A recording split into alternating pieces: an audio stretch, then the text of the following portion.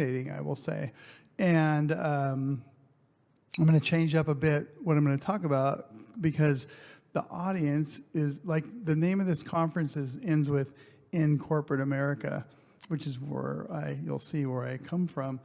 And so I thought corporate America would be in this room, and it's not, but that's okay. And so I'm hoping, like any conference talk, I'm going to talk about some principles, and hopefully everybody in this room will find one principle that, oh, I haven't thought about that before, and everything else, I've done that, Steve, don't worry about it, I got it covered. So, but I do have stories, and the stories are my own. So I'm going to talk a little bit more about my stories. Oh, by the way, I thought everybody would do this, and I thought, oh, by the time I present, everybody will have already done this. Like, were there images are from Dolly, like AI generated? So I literally just typed the name of my talk into Dolly through Bing. I'm a Microsoft fan. Microsoft has helped my career for sure. This is what it came up with, which I thought it's one of the 4 it came up with. I thought that worked really well. So then Microsoft PowerPoint Design lifted the color palette from this, and so that's where this came from. So my story is digital, the first digital person at almost every one of these companies, and grew the digital team, and grew the digital vision, and accomplished the digital vision. And I didn't start out to do this. I just was looking for brands and products I could believe in, because I was going to be communicating to people to try and convince them to buy these brands and products. So I worked for a few, mostly software. I ran marketing for 2 different SaaS software companies. I didn't really believe in the product. It wasn't that fun. When I believe in the product and the customer, it's more fun. So some apparel companies started in digital at Nike. I'll be telling some old-time Nike stories. How many people have seen that movie, The Holiday? Yeah, so that's like one of my wife's favorite movies. And there's that character played by, I think it's Eli Wallach, the screenwriter. And he's a screenwriter from old-time Hollywood, and he comes up and tells some stories from old-time Hollywood. That's what this is going to feel like. It'll be old-time internet. So, but what I'm going to talk about are principles that worked to affect change across every one of these company types and industries. So apparel, retail, Coastal Farm and Ranch is a Northwest-based retailer in the farm and ranch space.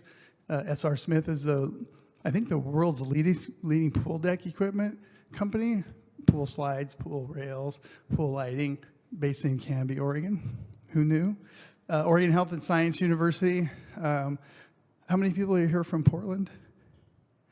So, largest employer in Portland, at least at the time, in healthcare space.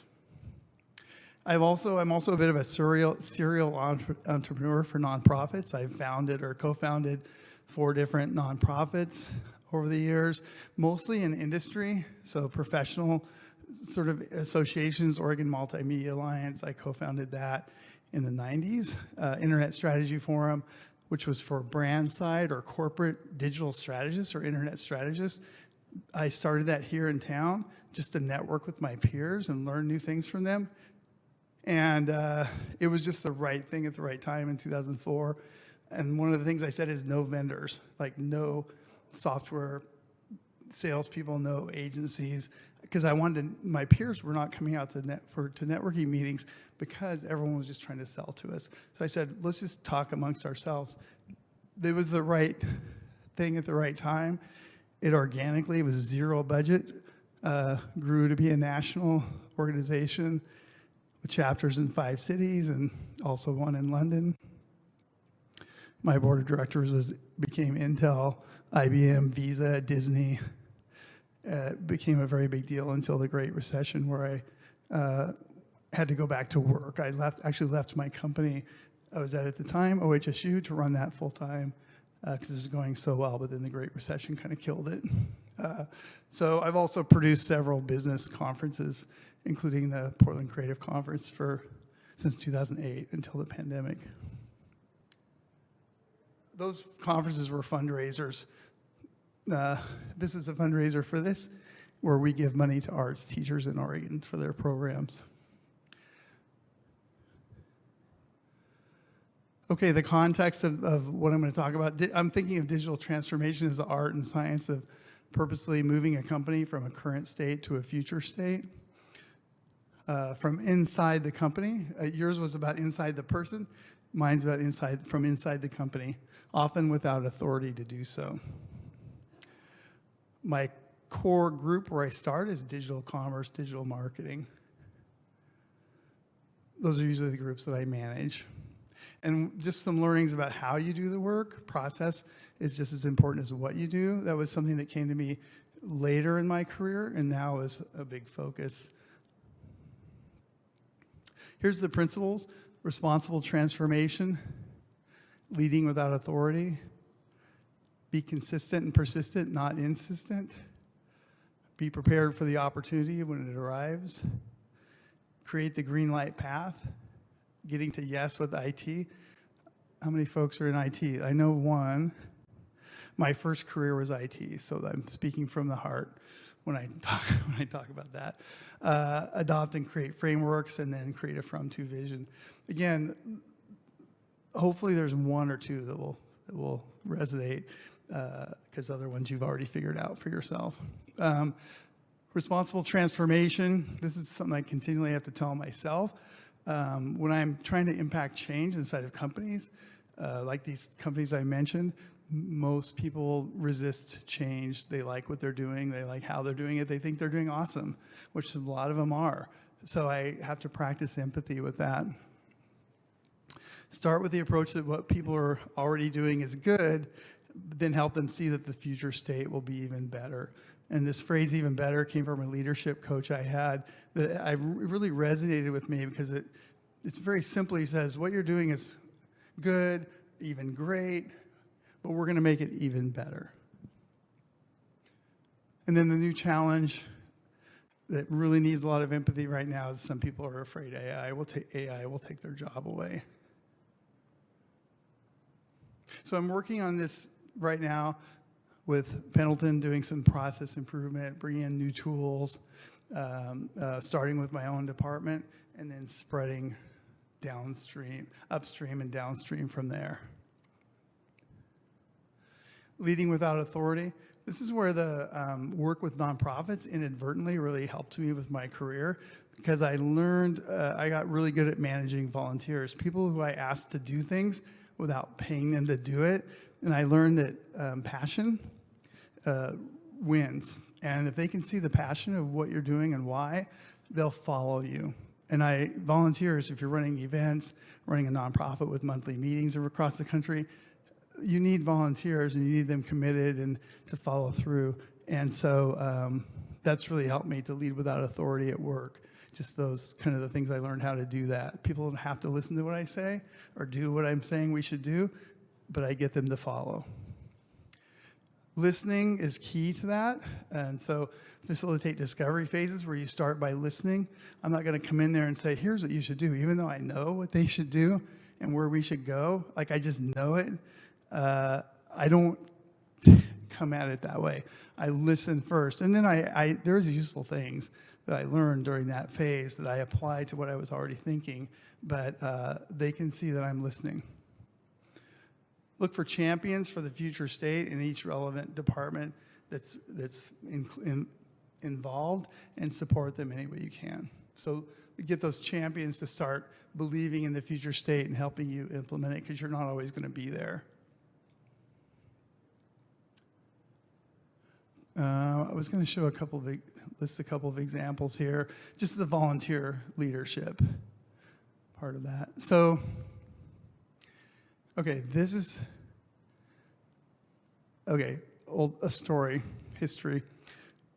So at Nike, I came in through IT, but I went there specifically because I read this book called The Media Lab by Stuart Brand, which is about the MIT Media Lab. And the book was out, I think, in the late 80s, early 90s. And it was talking about digital media. It's the first time I've ever seen digital media in print, or just that concept. And I was a film major, and a computer science major. And those two worlds had come together only like through Star Wars, where they had computer-controlled cameras. I'm like, too cool, my two passions are coming together. Well, then this book really painted the future of what they were doing at the MIT Media Lab around digital media, combining computing and media. So I went to Nike specifically to transition my career. And during the interview, I told my boss, who became my boss, that I don't really want to do what you're hiring me for. I want to do this other thing that Nike's not even doing yet. And I don't know, I met him through one of the other nonprofits. I started the Portland chapter of the what was called the, it was started in New York. It's called the Microcomputer Managers Association. So people that managed microcomputer implementations inside of companies. I founded the Portland chapter and had a board of directors, and I recruited somebody from Nike to that board specifically to network with somebody so I could go to work at Nike. And a year into the nonprofit leadership, he said, Steve, I have a new job I want to talk to you about. Thank you, universe. It worked. The plan worked.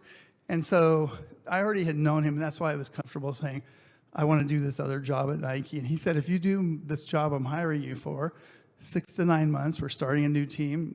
It's called platform engineering. You're going to be responsible for microcomputing at Nike. And so he said, if you do that, I'll help you get where you want to go. And so I started PowerPointing around Nike, this presentation I called Nike Interactive, and we didn't call it digital yet. And by the 12th time I gave this presentation inside of Nike, no one asked me to do it. I just started doing it. By the 12th time, I was talking to the global vice president of marketing at Nike. And this is in the mid-'90s when Nike was doing the best TV and print advertising, like on the planet, with Wieden Kennedy. So this guy was a big deal for me, a little guy in IT. And so, so he said, at the end of the hour, he still kept asking questions. 20, I'm thinking, I'm doing pretty good here. It's 20 minutes over the end of the meeting. He's still asking questions. And he says, do you know what's going to happen with me next? And I said, great, he's leaving. You know. And he said, I'm going to start a new division. It's called Nike New Business. And why don't you come and work for me and try to do some of the stuff you're talking about, which is like video games. Remember CD-ROM? Sports reference, CD-ROM was on my list. Online services was on my list, like Prodigy, Microsoft Network, and CompuServe were all at about 1 million subscribers at that point. And long story short, we developed business plans together, and he took them up to Phil Knight and Tom Clark, president at the time. I was not in those meetings. I really wish I was. Each time they rejected the idea. Video games. No, I don't get it. You're in front of a screen. You're playing games. We're all about activity and fitness. And then he went to them with eyewear, and they said yes, because you wear it on the field, you wear it on the track. Then we went up with sports reference CD-ROM. No, I don't get it. You're in front of a computer screen. And then he went up to them with watches, sports watches. Yes, sports watches. No screens. So long story short, the stuff I was working on, they didn't go for. So I said, well, if we don't have to worry about revenue and product, Nike needs a website. So, okay, why don't you go to work for my replacement, head of marketing, and work on the website? I said, great.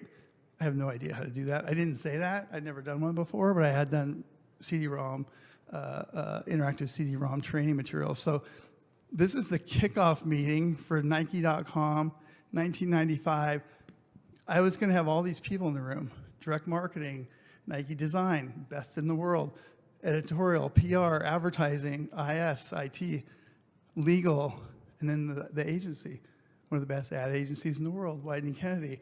They didn't have interactive capacity at that time, but they were brand stewards. Then I hired 2 agencies, both out of San Francisco, one to do development, one to do design, because nobody could do both at the level we needed at that point in time. So I created a RASCII or RACI chart before I even knew what that was. So this is like all the different possible roles and all the different things you need to do on a website. I had never done one before. I just kind of thought through what would be needed. And so this is how I told them why they were in the room and how they were going to relate to each other. And then we had a 60-person team and $1 million and launched Nike.com in 1996, right before the U.S. Olympic Games in Atlanta. Okay, next principle, be consistent and persistent, not insistent. Remember, I don't have authority a lot of times, but I know I have ideas and I have a vision. So what I do is I find well-timed opportunities to talk about that vision, talk about this idea. And it's at the end of a meeting a lot of times, or at the beginning of a meeting, or in the hallway. I'll be like, oh, this is something interesting. And I don't press it. We have to do this in order to survive or grow. I just talk about it consistently and persistently. This is how I get buy-in, because I'm not pushy. Start by being the example. You or your team start doing what you're talking about first. Like, let's say at my last company, the promotions process as a retail company was just very dysfunctional and a disaster. Nobody was happy, but everyone, like a dysfunctional family, had been living with it for like 15 years. And so I started my team out, digital marketing, digital commerce, with a new process operationalized in Jira, and we just started doing it. And then I built it assuming eventually people upstream and downstream from me would jump on it. So I built it that way from the beginning. And I would just show people, here's what we're doing. Isn't this cool? After a while, people will be more open to the change you want to make and start asking you for details. This was just one of the slides from Nike Interactive. Again, persistent and consistent, just giving the same presentation to whoever would listen to it. This is a flyer from Coastal Farm and Ranch, just representing that promotions process that we re-engineered. Then when the pandemic hit, the president of the company who I was working for said, Steve, like, we literally had to go home like 2 days. Like, remember? We all had to just all of a sudden go home and work. And so my team, the digital team, we were already on Microsoft Teams. We were already on Jira. And the president of the company said, Steve, I need you to teach everyone else how to do what your team is doing, like, in the next few days. So that was the opportunity. So this next principle, be prepared for the opportunity when it arrives. This is also Dolly, and Dolly doesn't know how to spell. Like, I did not type in opportunity that way. It just, but I like the eagle, and I thought this was a cool image it came up with. So maybe the next version of Dolly will know how to spell. So be prepared for the opportunity. Do the homework. Always be learning. This is you as a transformer, or your friends as a transformer inside their company. Side gig to get experience. A lot of the tools I used for nonprofit work, and then I learned how to use them, and then I applied them to my job, and then later to the rest of the company. The people who master the platforms and tools can lead the transformation. That's why I say Microsoft was very good to my career. I was just always ahead on the tools and learning them because I liked it. It was really fun. I still love it. I've been doing this over 25 years. I love the tools. I love the technology. I'm, like everyone else, trying to figure out ChatGPT, et cetera.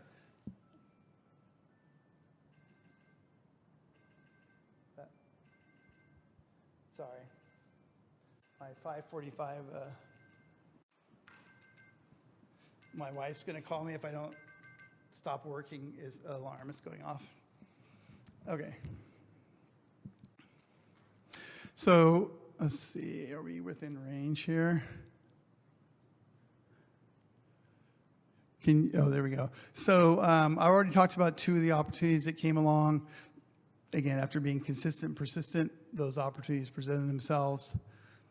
This is the Nike.com homepage on launch, right before the U.S. track and field trials in 1996 in Atlanta. And the PR department funded the project. And so they were telling the global press what they were going to write about tomorrow. So that's tomorrow's headline. And they were serving up high res, at this time, 10 meg TIFF files to the press. So if you saw Michael Johnson's golden shoes from the 96 Olympics, do you remember those shoes? That image came from this site. Interesting story.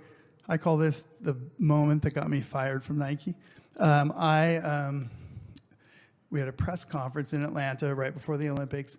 Carl Lewis was on stage with our head of PR, and we were going to launch the Nike website to the global press. And Carl Lewis was the person on stage clicking whatever the menu option or the link on the site as the head of PR was interviewing him. Now, Carl, click on that menu, top menu there that says About Us or whatever. And then Carl clicks on it. But it was really me backstage clicking on it. And I wrote, the PR, head of PR wrote the script. I had the script, I was following it. I clicked on the wrong thing one time. So I made Carl Lewis look bad in front of the global press. That's my story. I did not get fired. Okay. Next principle, create the green light path. The idea here is to make the new path that you want people to follow.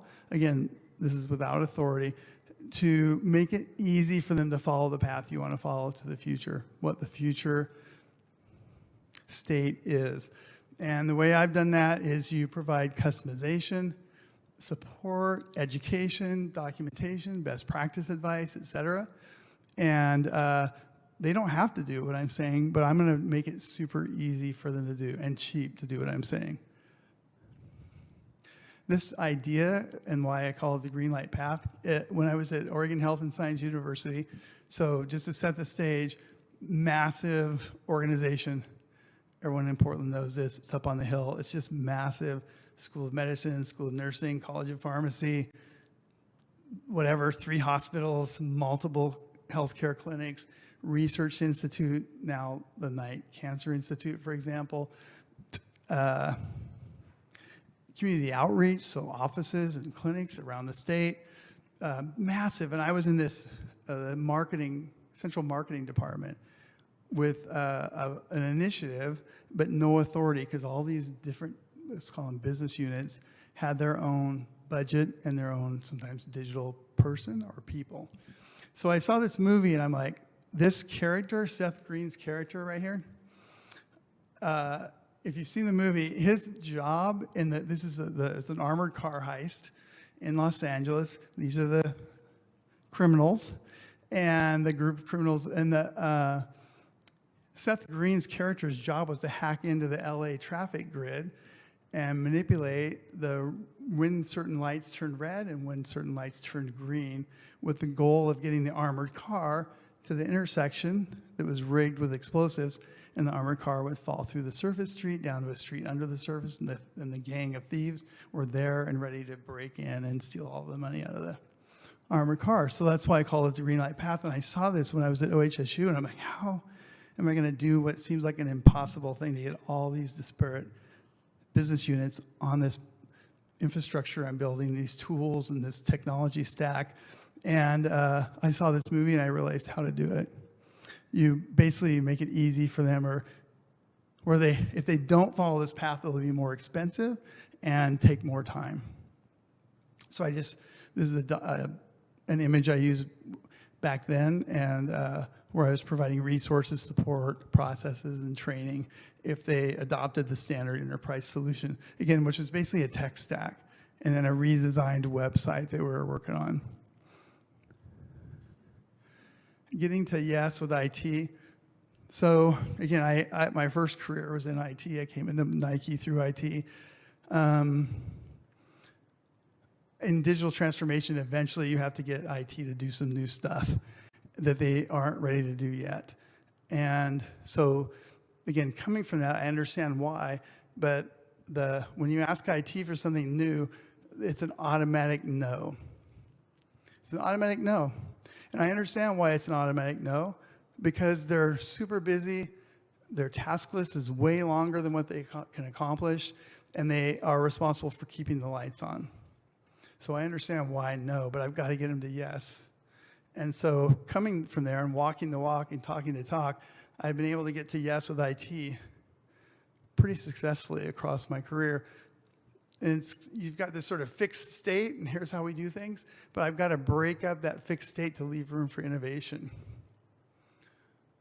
So first I try and establish credibility. Again, I can talk the talk, like I wrote thousands of lines of C code when I was a senior in college. You know, I knew this stuff. And so just building credibility, seeing that I can talk the talk, that credibility leads to trust.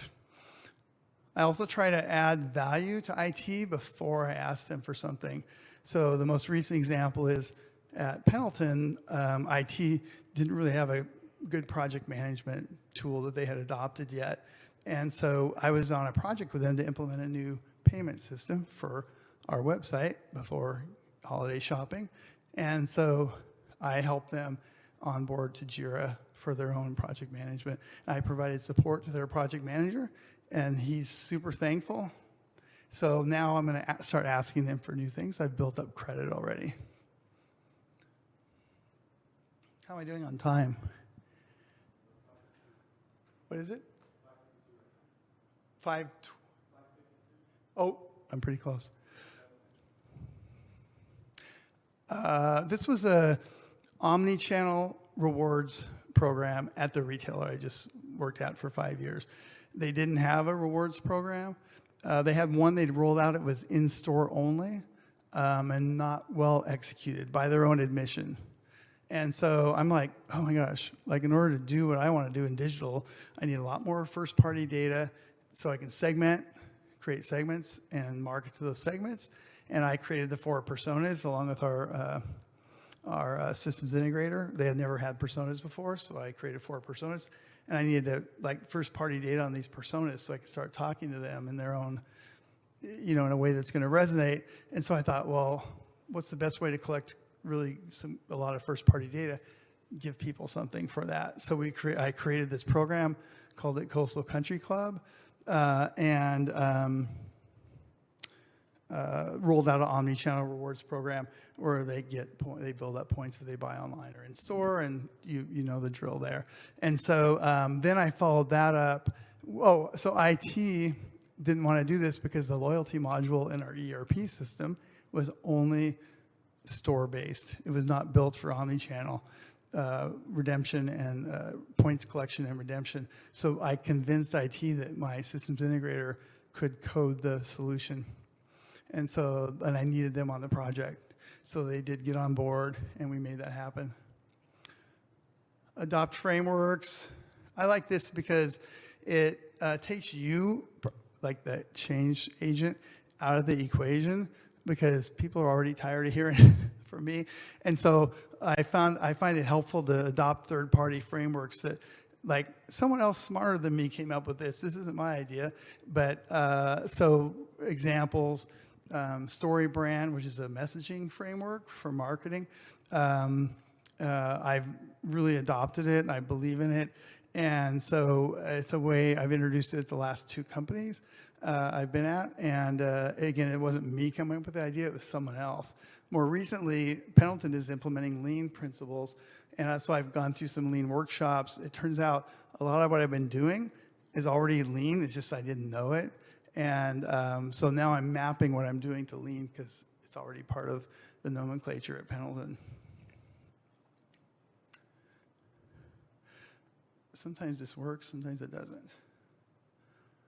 The battery's probably getting low. So create frameworks, use visual models. I'll just skip through this really quick. So this is a visual model at Icebreaker Clothing where I ran digital marketing, digital commerce. Again, all these roles and teams didn't exist before I got there. So there's a lot of education you have to do. So I created this model of what our department was doing. I just broke it into customer, driving traffic, driving conversion, and then providing customer service, customer operations. And so whenever I met with somebody and talked about things, I would point to a box so they would get kind of the context I was coming from with what we were trying to do, or what we did. And then the last one, just create this, it starts out in your own head, and this from to vision, this roadmap. And I don't tell everybody about the roadmap all at once. I just know it myself, and I sort of in bite-sized chunk, like after the rewards program at Coastal, I knew I'd have to implement a consumer data platform to collect more implicit and explicit data added to the phone number and email address we were getting from the rewards club. And so I didn't talk about the consumer data platform while I was in the loyalty club, because that would have been too much for a lot of people. And so, but I knew that was my 1-2 steps. All right, let's get. So the nice thing about working for a few startups is that I realized in startup world, nothing is known. Like nobody really knows what exactly, like, if our hypothesis is going to work out. Is it the market we think it is? Are we solving the problem we think we're solving? What's the pricing going to be for it? What's the go-to-market starting point? Like, in the startups I worked for anyway, people were just kind of figuring that out as they went along. So that was really good, because I learned, don't wait to be asked to do something. Just start working on it. Just start doing it. And what you think will work to digitally transform the company. Oh, so this is at Hollywood Video. I think I mentioned I was a film major. I really like movies. I like talking about people about movies.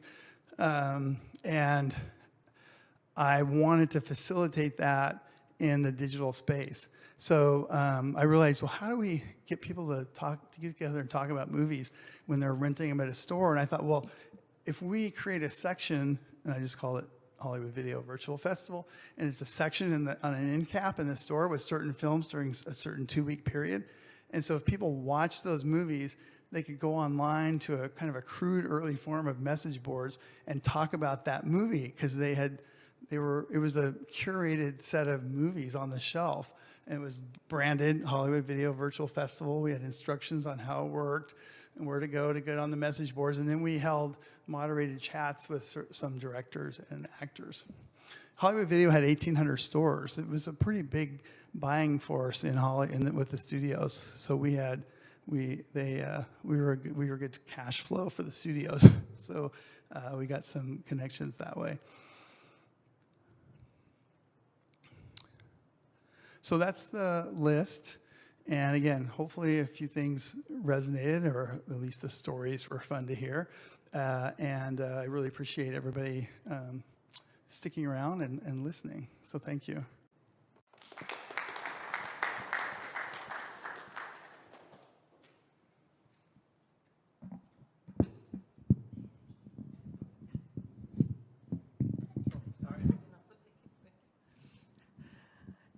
Hi, me again. Before we go over to the discussion rounds on the other side, first of all, I wanted to propose, because it's rather a compact, small group right now, that we do maybe one big discussion round for all the speakers then together on the other side